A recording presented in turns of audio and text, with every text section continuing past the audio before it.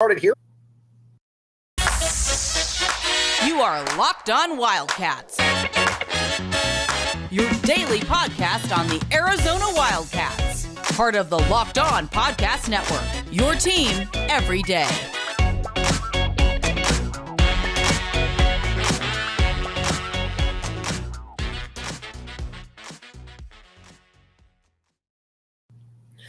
Thanks for keeping it locked on Wildcats. I am your host, Mike Luke. All right, we got a lot to get to this show. First of all, we're going to talk a little bit of Arizona men's basketball and where Arizona has Oregon and Oregon State coming up here. Now, I expect Arizona to be able to destroy Oregon State because, quite frankly, Oregon State stinks. If Arizona doesn't destroy Oregon State, there's going to be a problem. But Oregon is a little bit of a different animal right here. Yes, Oregon has had a lot of bad losses, a lot of games where they just don't look very good. But at the same time, though, there also is a – how do I put this? There is a little bit of a – there's a little bit of a – how do I put this? Kind of a Jekyll and Hyde type approach that Oregon has. Because when you look at it, Oregon has two really, really good players.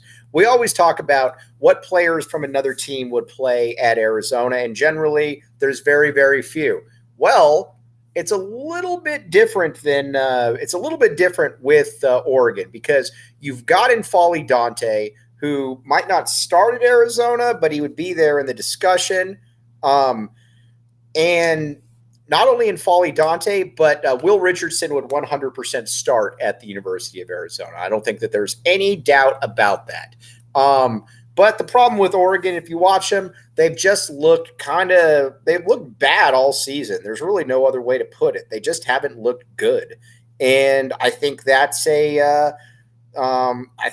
just a little bit of the thing that goes with Oregon when you don't have the Tyler Dorseys and the Dylan Brooks and the teams and the guys like that.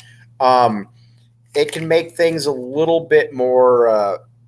It can make things a little bit more difficult. But they did come off a big win against Utah, and that was a big win. There's really no other way around it. That was a. That was a big, there's really no other way around it. Oregon just hasn't looked very good this season. So we'll find out about that one. But I do think that this is going to be a fascinating game. There's a lot to like with Arizona in their matchup against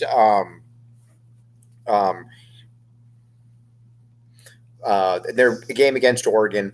That's going to be an interesting game. Arizona should win that, but that's not one that you can really take to the bank. And that is, I think that's a little bit of it. That's a little bit of an issue right there.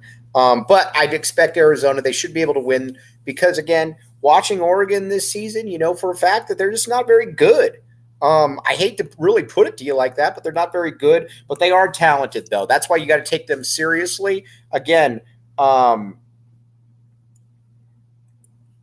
you got to take them seriously.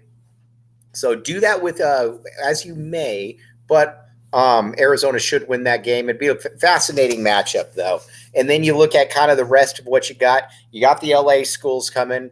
UCLA is playing really, really good ball. It's very easy to say that UCLA is playing good ball, and I think they're going to continue to play good ball. But Arizona, as we've talked about, Arizona has, a little bit of an issue, sometimes against UCLA. We'll find out about that, though. But overall, big picture, don't worry about the Cats yet. Don't worry until there's really a reason. Don't worry until there's really a reason to worry. And that's, I think, something that a lot of people fall into, including myself. That you start worrying about things that you can't really control, And when you start worrying about things that you can't really control, but Arizona has shown in the past that they're both that they're good teams, and that there's a lot to like about Arizona, and we'll find out about that. Now, let's talk a little bit of Arizona women's basketball. All right, there's been some tough road to hoe. I'll put it to you like that. At times because Arizona women's basketball has had some tough losses this year. Granted, they were against really, really good teams, but at the same time, yes, they were against good teams, but Arizona also looked really, really flat. Arizona had a massive game or homestand this past weekend against the University of Oregon and Oregon State, and they won both of them. Oregon especially was a very good win because Oregon is ranked.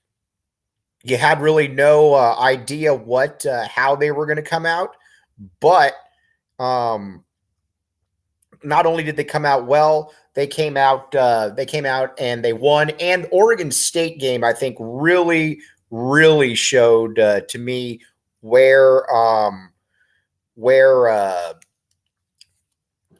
Arizona is, because Arizona was really struggling right there, and Arizona was down big at the end of the game. And when they were down big at the end of the game, they went back on a huge run, and it was an incredibly impressive. Run, what they were able to do, because again, you don't have an Erie McDonald, and scoring has been a little bit of an issue for this team pretty much all season, as we know. But Kaylin Gilbert has started to emerge, and I think at this point we also know for a fact that Esmery Martinez and Martinez and Helena Puello are the two best players on this team. And I don't even know that it's necessarily close. I mean, they're very good. They're very good. And I think the thing about them, too, that's also impressive is the way they conduct themselves and the way that they've been able to just kind of do this game in and game out. But Arizona women's basketball is back in the picture, my friends. It is back in, and it's not going anywhere either. That's where I think it's impressive, because Arizona was at a stage where I think that you needed to how do I put this? Arizona was at a stage where you're going to have to win some games, especially at home. You got to win some games. It's important to be able to win at home, and Arizona was able to do that. So again, big kudos. Now going forward, it'll be interesting to see how Arizona fares in the rest of the conference, because keep in mind, Arizona in conference has, you struggled a little bit. There's been some times where Arizona's just not looked very good. And then at that point, you don't really know what to do. But it's been impressive, though, watching them. Now, with the rest of this squad, though, there's a lot to like about it. They play good defense. They're physical. They obviously play very hard for their coach. Adia Barnes has been, whatever you think about her offense, defensively, and from a motivational perspective, she's next level, and she's been next level since she took over at the U of A.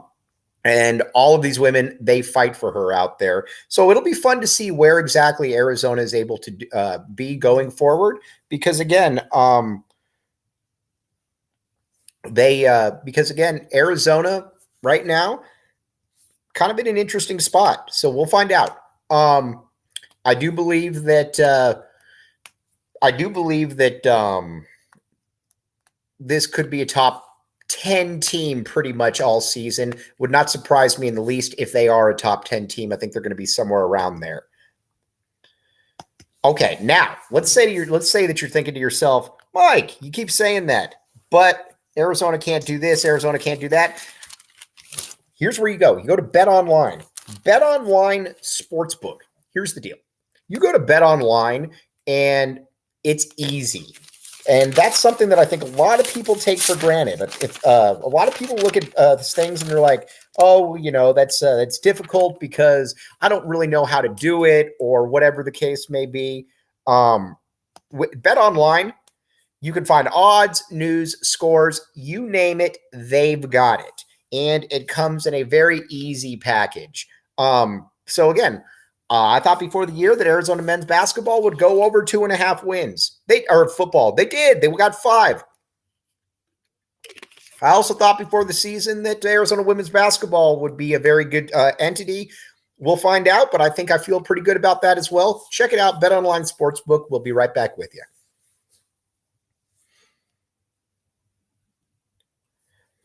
Thanks for keeping it locked on Wildcats. I am your host, Mike Luke. Now we're at the point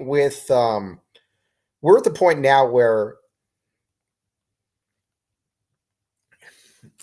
Arizona football has some real expectations going into the season. I don't think, I'm not really breaking any news right there. They got some real expectations. And but in order for that to, really, in order for them to really be able to kind of get over the hump per se, they're going to have a better defensive effort than they had this past season. And that starts obviously in the front. Now, big fan of Jacob Kangaika, Tai Uiagalelei, Deuce Davis, you name it. Big fan of all of those players. But it obviously could help. If you at the linebacker spot, you could definitely get some. It would help to get some better players in there. And Arizona has done this. So you've already got Jacob Manu, who is an absolute stud. If he were to be all conference for the next 3 years, it would not surprise me in the least. But it's going to be interesting to find out what happens though. But at the linebacker spot, they should be significantly better. Yes, you lost.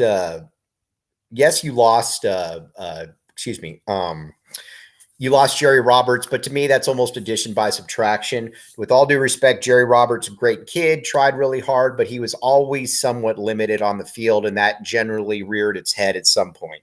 But now you're going to have Justin Flo lining up next to Jacob Manu, and then if you can get Leviticus Sua, kid out of Mater Dei, then you're really, as the kids like to say, really cooking with some fire, because at that point there's a lot to really like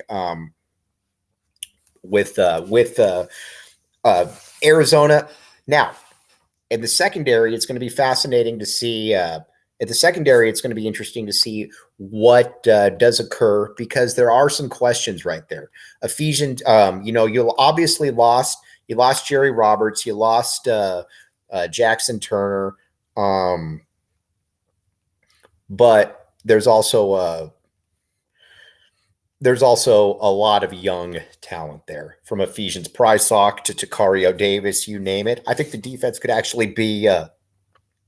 I don't think decent's probably not the right word, but I could see them be. I think the more appropriate word would be improved.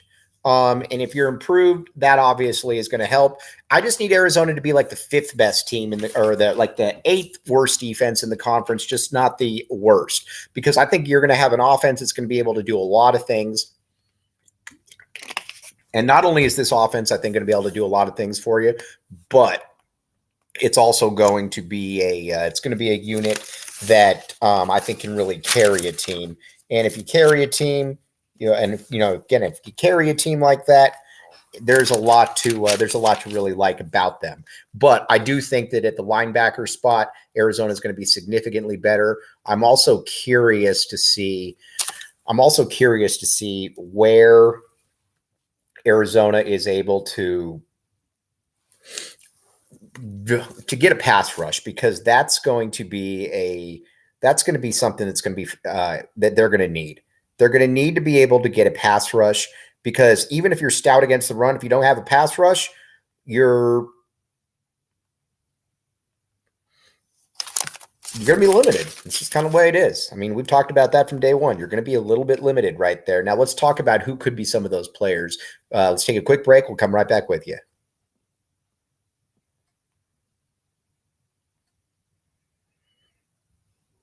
Thanks for keeping it locked on Wildcats. I'm your host, Mike Luke. All right, now talking about the Arizona, where they can get their pass rush. Fascinating to see what they can do. Make sure, though, you're going to have to get a lot out of Deuce Davis. If you can get a lot out of Deuce Davis, that's going to help out a lot, because you got to remember, you lost Hunter Echols. Not only did you lose Hunter Echols, you lost Jalen Harris. Those guys are both losses for you. I'm not really breaking anything there, but those guys are clearly losses for you. You can't be losing guys like that now, and not replace them.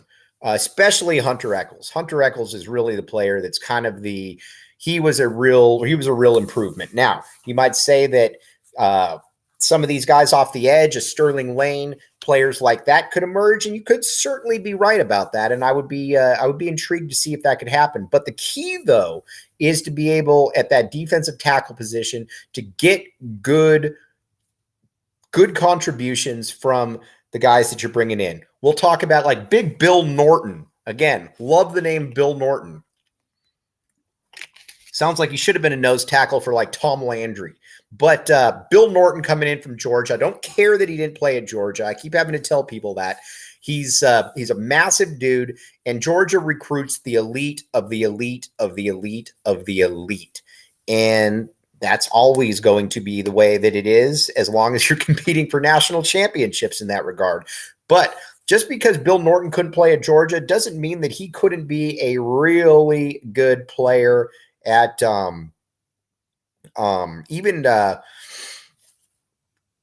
you could still get in there. Now, I do think that it's going to be fascinating, though, this entire year, because again, you got Bill Norton, you got guys like Tai Uiagalelei, you got players like that we just talked about, but you need people that are going to be able to be real difference makers. All right, we're having some slight technical issues, so again, I'm going to sign off a little bit early. We will be back with you tomorrow. I do apologize about this. You've been listening to Locked On Wildcats.